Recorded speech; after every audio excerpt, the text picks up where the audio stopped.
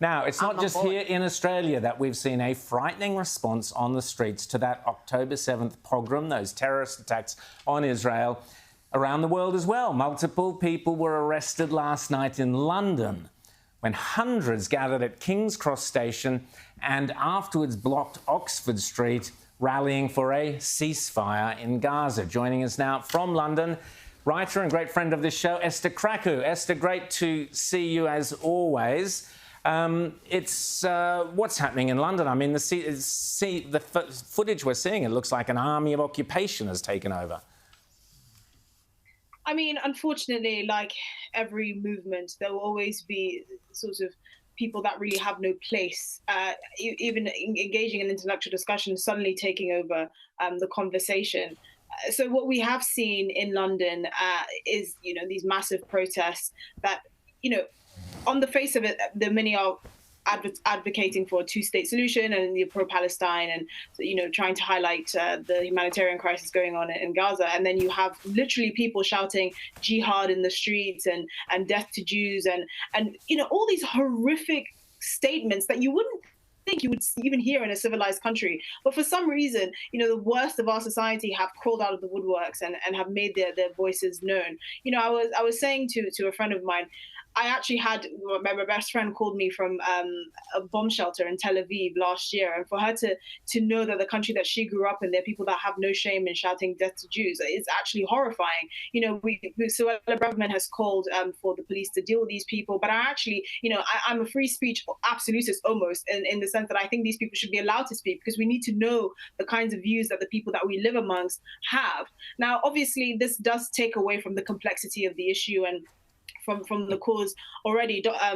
Baroness Sayeeda Vardi, who is a conservative peer, has highlighted, her concerns about the humanitarian issue and the nature of the conflict between Israel and Palestine. And unfortunately, more sensible, nuanced voices have been drowned out because you have these hate-filled individuals that are marching on the streets of London. And would you believe that these people are planning a protest on Remembrance Sunday? I mean, it really just makes there's no worse way to desecrate the tombs of the people that actually gave them the freedom to even protest in the streets in the first place. Yes, exactly. By tarnishing this really remarkable day with this stunt. It really, at this point, I don't think it has anything to do with the Palestinians. I think it's just this ludicrous publicity stunt, and I find it extremely disheartening.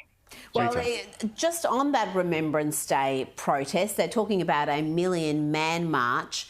And I know this has already upset so many people in the UK, and there's talks about a counter-protest, people showing up and making sure Remembrance Day is not going to be interrupted or wrecked with these protests. Can you tell us about that? There was even calls for military intervention from one MP. Yes. So, I mean, the Home Secretary and the Prime Minister Rishi Sunak have been very clear that they do not believe this should go ahead. I think anyone with an ounce of common sense knows that this is a terrible, terrible idea.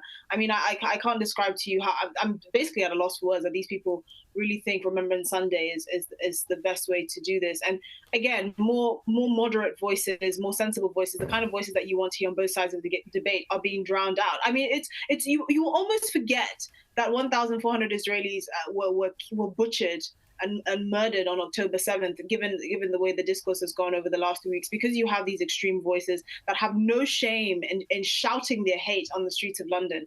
And it's really quite unfortunate. Look, I've been very open and I've been very vocal about my support for a two-state solution and highlighting the humanitarian issue in Palestine. But really, I am British, I live in Britain, and I don't think that anybody who lives in this country, who lives in and who values the values of this country can actually defend going onto the streets of London and shouting these sorts of hate-filled chants. I mean, it's genuinely just horrifying, and I really can't believe what I'm seeing. And I mentioned on the Bolt report last week that actually there was a man in the UK that was discovered to have been head of Hamas's terrorist operation in the West Bank, who got British citizenship in 2002 on a relative's passport, and is living in a council house in Barnet, which has the largest Jewish community in this country, on a 50% discount. Most people can't even get on the housing ladder. This man is living in a council house on a 50% discount at the expense of the taxpayer.